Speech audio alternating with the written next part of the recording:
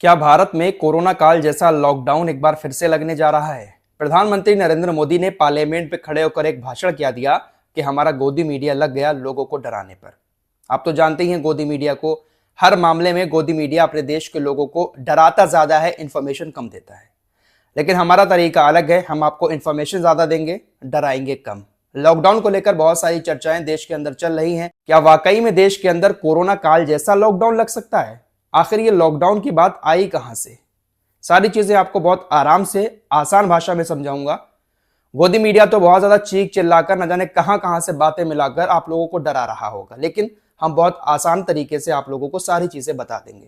बाकी कुछ और अपडेट भी हैं। मिडिल ईस्ट में अमेरिका और इसराइल की जंग से जुड़े एक नया देश इसराइल के साथ जंग में उतर सकता है। सारे अपडेट आपके सामने रखे जाएंगे, वीडियो में आखिर तक बने रहिएगा। दरअसल हमारे देश के प्रधानमंत्री नरेंद्र मोदी पार्लियामेंट में खड़े होकर एक भाषण देते हैं। अपने भाषण के दौरान प्रधानमंत्री नरेंद्र मोदी ने कहा कि देखिए, इस वक्त मिडिल ईस्ट के अंदर जंग चल रही है। जंग ऐसी है कि इसके रुकने के आसार नजर नहीं आ रहे हैं। हो सकता है कि यह जंग और ज्यादा लंबी चल जाए। जंग अगर लंबी चलती है तो पूरी दुनिया में इसका असर देखने को मिल सकता है। हालात बिगड़ सकते हैं और हर हालात से लड़ने के लिए हमें तैयार रहना होगा। जिस तरह से हमने कोरोना काल के संकट में एक साथ मिलकर काम किया था, एक साथ मिलकर चुनौतियों का सामना किया था, अगर इस जंग की वजह से हालात बिगड़ते हैं तो हमें कोरोना काल की तरह ही तैयार रहना होगा। जैसे हमने उस वक्त हर परेशानी का सामना एक साथ मिलकर किया था, वैसे ही आने वाले टाइम में अगर कोई संकट आता है, ऊर्जा संकट, तो उसका भी हम सबको मिलकर सामना करना पड़ेगा। ये जो कोरोना काल की चर्चा मोदी जी की तरफ से की गई, बस इसी पॉइंट को उठाकर हमारे देश की मीडिया ने पूरे देश के अंदर लोगों को डराना शुरू कर दिया कि लॉकडाउन लगने वाला है, लॉकडाउन लगने वाला है, क्योंकि मोदी सरकार ने ऐलान कर दिया है कि कोरोना काल जैसे हालात आने वाले हैं। क्या वाकई में उसी तरह का लॉकडाउन लगेगा? इसका जवाब है नहीं। जंग लंबी चलती है, हालात अगर ज्यादा बिगड़ते हैं, ईरान और भारत के बीच कोई पक्की डील नहीं हो पाती है स्ट्रेट ऑफ हॉर्मुज से जहाजों को गुजरवाने की, या फिर ईरान के तेल के भंडार जो सबसे बड़ा खारक द्वीप है उसको अगर अमेरिका तबाह कर देता है, तब हमारे देश में क्या बल्कि पूरी दुनिया में ऊर्जा संकट मंडरा जाएगा। दोस्तों, हकीकत यह है कि इस जंग की वजह से जितने भी देश कच्चा तेल बेचते हैं, जहां जहां पर रिफाइनरी लगी हुई हैं, हर एक रिफाइनरी को किसी ना किसी ने निशाना बनाया है।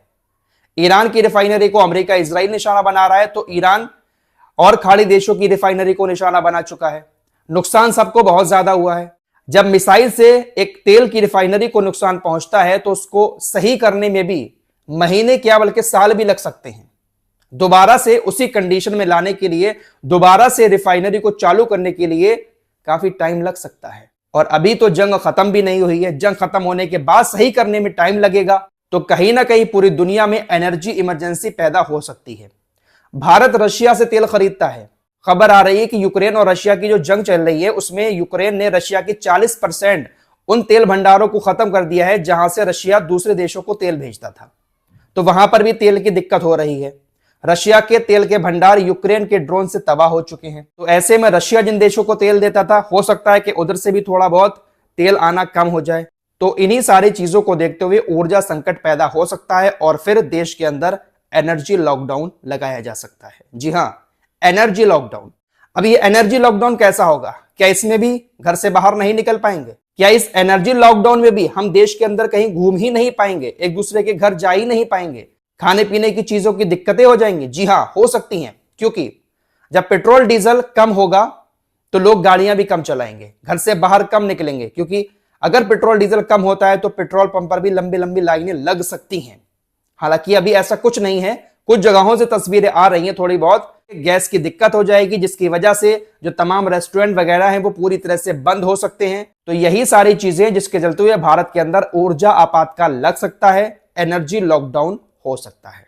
लेकिन ये लॉकडाउन वैसा नहीं होगा जैसा कोरोना काल में था कि घर से बाहर ही नहीं निकल रहे हैं, बाहर निकल रहे हैं तो पुलिस पीट रही है। ऐसा कुछ नहीं होगा। काम धंधे चलते रहेंगे, लेकिन असर बहुत ज्यादा पड़ेगा, क्योंकि सब कुछ जो है वो कहीं ना कहीं तेल से ही चलता है।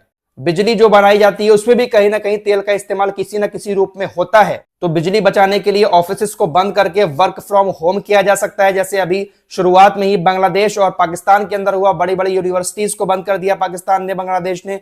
पाकिस्तान के अंदर ऑफिसेस को बंद करके वर्क फ्रॉम होम कर दिया गया। तो इसी तरह से अगर हालात बहुत ज्यादा बिगड़ते हैं तब भारत के अंदर भी आपातकाल इस तरह का लगाया जा सकता है। इसी को कहा जा रहा है कि यह लॉकडाउन होगा, एनर्जी लॉकडाउन। दरअसल फिलीपींस से खबर आ रही है, वहां पर तो इमरजेंसी घोषित कर दिया है, ऊर्जा आपातकाल फिलीपींस में लगा दिया गया है क्योंकि वहां पर पेट्रोल, डीजल और गैस की बहुत ज्यादा कमी आ चुकी है। ऑस्ट्रेलिया के अंदर भी तकरीबन 500 से ज्यादा पेट्रोल पंपों पर ईंधन खत्म हो चुका है। 187 पेट्रोल पंप पर डीजल खत्म हो गया है और 32 पंप पूरी तरह से खाली पड़े हैं। इसी बीच ऑस्ट्रेलिया ने तमाम ईरानी विजिटर्स पर 12 महीने का प्रतिबंध लगा दिया है। मेलबर्न में भी बहुत सारे पेट्रोल पंप खाली पड़े हुए हैं। असर ऑस्ट्रेलिया में बहुत ज्यादा दिख रहा है इस युद्ध का। यूरोप के भी कई सारे देश इसी संकट में जूझ रहे हैं और वहां पर जो गैस वगैरह के रेट हैं वो काफी ज्यादा हो चुके हैं, कहीं कहीं पर तो दोगुने हो चुके हैं। ब्रिटेन के अंदर गैसें बहुत ज्यादा बढ़ चुकी हैं। यूरोप का जो तेल है वो 20% स्टेट ऑफ हॉर्मुज से ही गुजरता है। तो इस तरह के हालात पूरी दुनिया में बहुत जल्द बन सकते हैं अगर ये जंग ऐसे ही आगे चलती रही। अब इसका जिम्मेदार कौन है? इसका जिम्मेदार सीधा सीधा बुरा आदमी है। वाकई में ये बंदा लगता है चिलम फूंक कर ही बात करता है।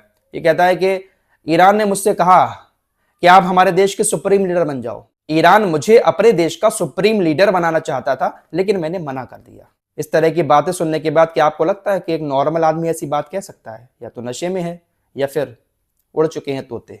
फिलहाल भारत के लोगों को अभी इतना घबराने की जरूरत नहीं है क्योंकि सरकार भरोसा भी दिला रही है कि हमारी सप्लाई चेन जो है वो लगातार जारी है, तेल आ भी रहा है और हमारे पास स्टॉक भी काफी है। लिहाजा सरकार ने यह जरूर कहा है कि चुनौतियों से लड़ने के लिए तैयार भी रहें और साथ ही साथ थोड़ा बचत भी करें। हालांकि संकट आएगा तो हर चीज के रेट भी कहीं ना कहीं पेट्रोलियम कंपनियां बढ़ाएंगी जरूर थोड़े बहुत। अब देखते हैं भाई क्या होता है, जो भी होगा देखा जाएगा। निपटना तो है ही हर चीज से। कोरोना काल जैसा इतना बड़ा भयानक दौर हमने देख लिया, इससे भी निपटा जाएगा अगर आता है तो।